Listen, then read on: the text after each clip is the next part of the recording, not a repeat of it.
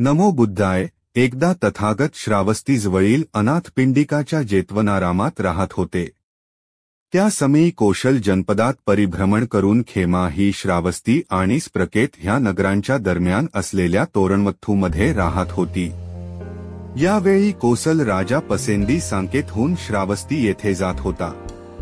एक रात्र तो तोरणवथ्थू येथे राहिला.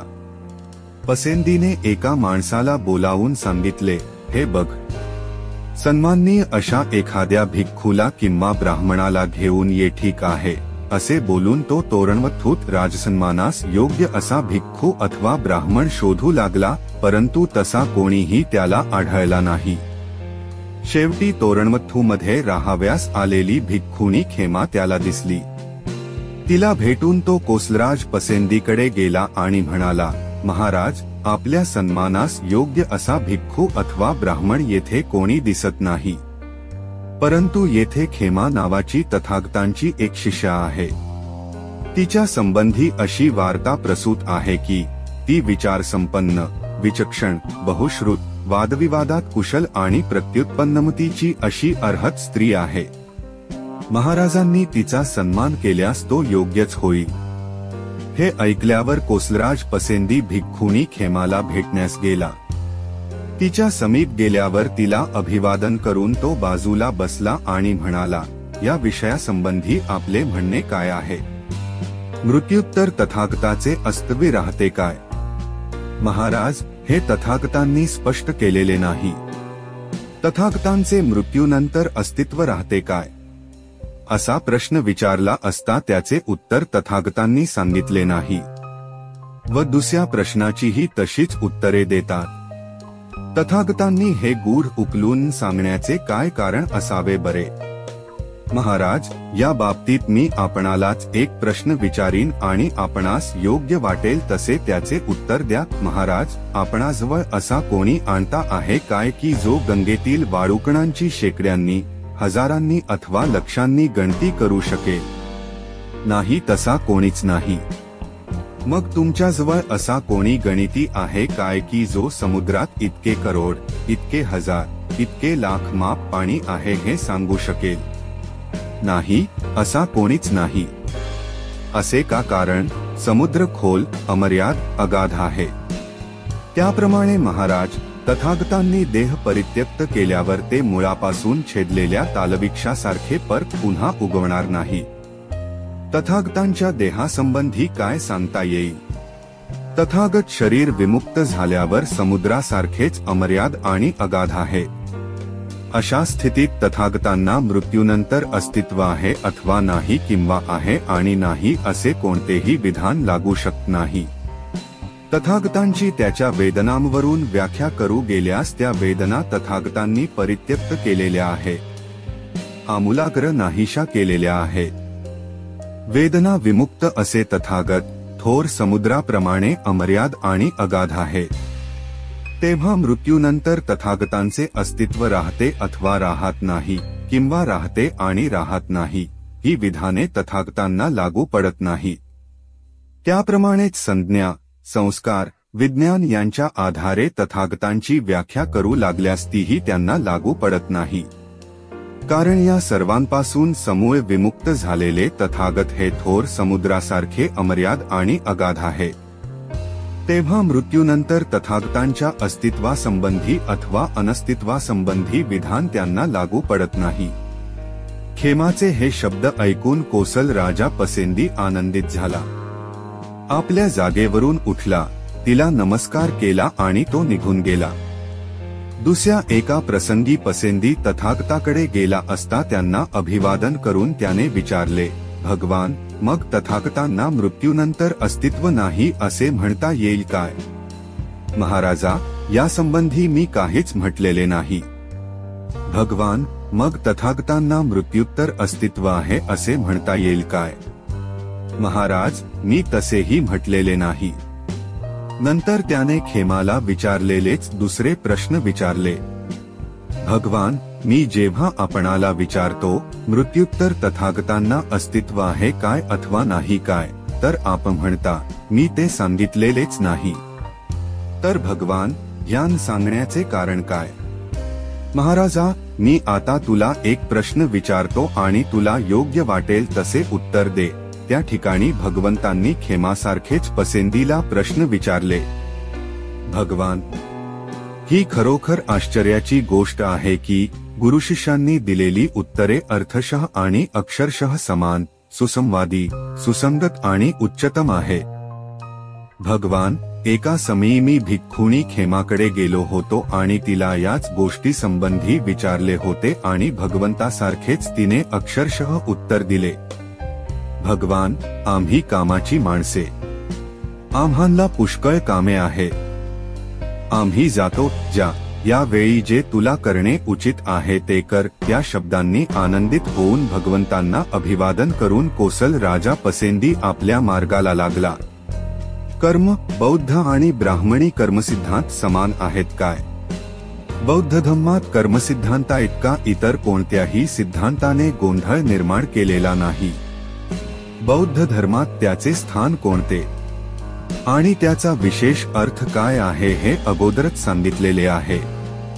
अज्ञ हिंदूंना समजता केवळ शब्दसाम्यावरून असे म्हणतात की बौद्ध धर्म अथवा ब्राह्मणी वा हिंदू धर्म एकच आहे. सुज्ञ आणि सनातनी ब्राह्मणही असेच म्हणतात, परंतु त्यात त्यांचा हेतू अज्ञ बहुजन समाजाची बुद्धिप्रसर गैरसमजूत करणे हा असतो. सुशिक्षित ब्राह्मणांना माहित असते की बुद्धाचा कर्मसिद्धांत ब्राह्मणी बौद्ध धर्म आणि कर्मसिद्धांतापेक्षा भिन्न आहे आणि तरीही ते म्हणत राहतात की ब्राह्मणी अथवा हिंदू धर्म एकच आहे. त्यांच्या द्वेषबुद्धीने चालविलेल्या अपप्रचाराला या दोन धर्मातील कर्मसिद्धांत विषयक समान परिभाषेने सहाय्य होते. म्हणून वस्तुस्थिती काय आहे याचे सूक्ष्म परीक्षण करणे आवश्यक आहे. शब्दांचे कितीही साम्य असले तरी बुद्धाच्या कर्मसिद्धांताचा अभिप्राय हा ब्राह्मणी कर्मसिद्धांताच्या अभिप्रायापेक्षा वेगळा आहे. या दोन्ही सिद्धांतात आधारभूत प्रमाणेही इतकी भिन्न आहेत की त्यापासून निष्पन्न होणारा निष्कर्ष समान असणे शक्य नाही. हिंदू कर्मसिद्धांताची मुख्य तत्वे खालीलप्रमाणे आहेत. हिंदू कर्मसिद्धांत हा आत्म्याच्या अस्तित्वावर आधारलेला आहे. उलटपक्षी बौद्ध धर्म आत्म्याचे अस्तित्व मानित नसल्यामुळे तो आत्म्यावर आधारलेला नाही. ब्राह्मणी कर्मसिद्धांत हा आत्म्याच्या जन्माजन्मावर आधारलेला आहे. आत्म्याचा पुनर्जन्म होतो असे मानल्यामुळे कर्म हे जन्मजन्मांतरी चालू राहते. बौद्ध धर्म आत्माच मानित नसल्यामुळे हेही बौद्ध कर्मसिद्धांतास लागू होत नाही. देहाव्यतिरिक्त आत्म्याला अस्तित्व आहे यावर हिंदू धर्म आधारलेला आहे. देहमृत झाला तरी आत्मा मरत नाही. आत्मा देहातून निघून जातो. ही विधाने बौद्ध सिद्धांताला लागू नाही. हिंदू कर्मसिद्धांताप्रमाणे माणसाने कर्म केले तर त्या कर्माचे विविध परिणाम होतात.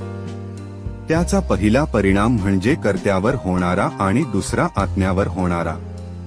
कर्त्यांच्या प्रत्येक कर्माचा आत्म्यावर संस्कार होतो. जेव्हा मनुष्य मरतो आणि त्याचा आत्मा त्याला सोडून जातो त्यावेळी त्याच्या आत्म्यावर असे अनेक संस्कार झालेले असतात आणि या संस्कारामुळे पुढील जन्मी त्याला कोणते अधिकार मिळणार हे ठरत असते. हिंदूंचा हा सिद्धांत आत्म्याचे अस्तित्व मानणाऱ्या बौद्ध कर्मसिद्धांताशी विसंगत आहे. वरील कारणास्तव बौद्ध कर्मसिद्धांत आणि हिंदू कर्मसिद्धांत हे एकच असू शकत नाही. म्हणजे हे दोन्हीही एकच आहेत असे मानणे केवळ मूर्खपणाचे ठरेल. गतकर्मांचा भविष्य जन्मावर परिणाम होतो असे बुद्ध मानतो काय? कर्मसिद्धांत बुद्धाने सांगितला, कराल तसे भराल असे सांगणारा तो पहिलाच होय.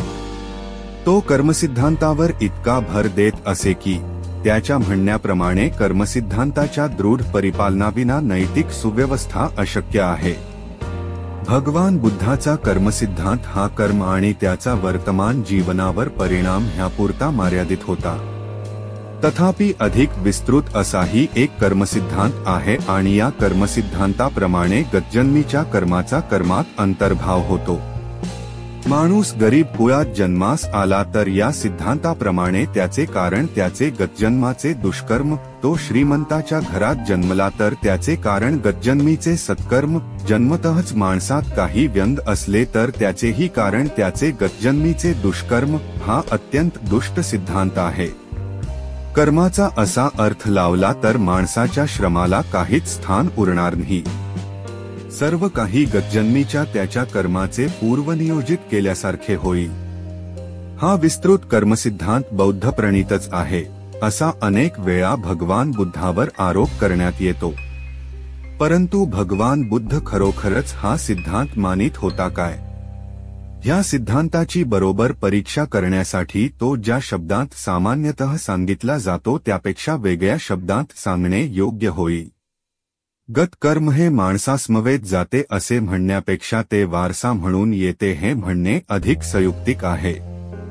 जे दोन प्रश्न येरवही माणसाला या सिद्धांताविषयी विचारणे शक्य झाले नसते ते तोच सिद्धांत निराळ्या भाषेत मांडल्यामुळे शक्य झाले आहे.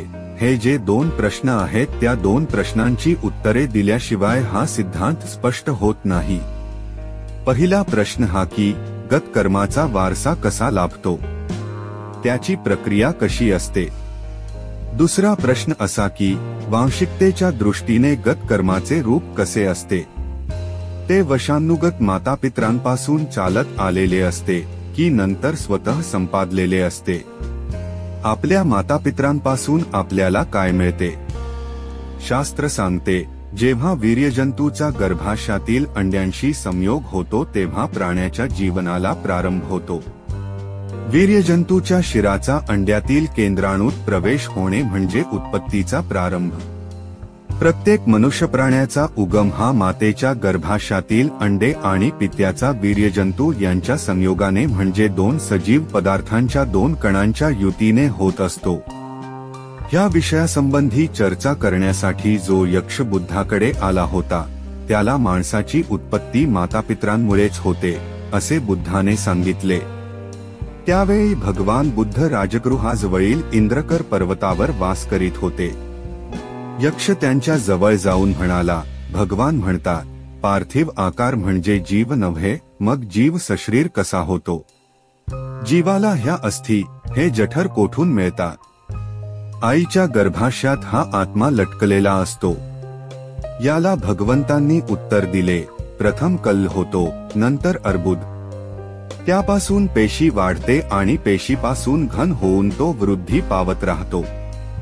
या घनात पुढे केस, लव, नखे येऊ लागतात आणि जे काही अन्न पेय आई घेते त्यावरच पर्यायाने आईच्या गर्भाशयातील बालक जगते आणि वाढते. हिंदू सिद्धांत मात्र वेगळा आहे. तो सिद्धांत म्हणतो की शरीर वंशानुगत मातापित्यांपासून प्राप्त होते, परंतु आत्म्याचे तसे नाही. तो शरीरात बाहेरून आत ठेवलेला आहे, अर्थात कोठून हे काही हा सिद्धांत सांगू शकत नाही. आता गतकर्माचे स्वरूप कसे असते या दुसऱ्या प्रश्नाकडे वळताच एका गोष्टी संबंधी निश्चिती केली पाहिजे. ती म्हणजे कर्म हा वंशानुगत गुणविशेष समजाव्याचा की स्वतःच संपादलेला गुण समजाव्याचा. या प्रश्नाचे उत्तर आल्याशिवाय वंशानुक्रमाच्या शास्त्रीय सिद्धांताची त्याला कसोटी लावता येत नाही. परंतु या किंवा त्या दृष्टीने त्याचे उत्तर आले तरी हा कर्मसिद्धांत हा अर्थपूर्ण आहे किंवा अर्थहीन आहे हे ठरविण्यास शास्त्र सहाय्य करू शकेल काय? शास्त्रानुसार मुलात आईबापाचे गुण विशेष उतरतात. हिंदू कर्मसिद्धांताप्रमाणे बालकाला त्याच्या आईबापापासून देहापलीकडे काहीच मिळत नाही. हिंदू सिद्धांताप्रमाणे गतकर्म हे मुलाने आपल्या जन्माबरोबर स्वतः आपण आपल्यासाठी आणलेला वारसा आहे. त्यात आईबापाचा काहीच भाग नसतो. सर्व काही बालक आपल्या बरोबरच आणते. अशा प्रकारचा सिद्धांत बुद्धीस पटणारा ठरत नाही. वर सांगितल्याप्रमाणे बुद्ध असल्या बुद्धिविसंगत सिद्धांतावर विश्वास ठेवित नाही.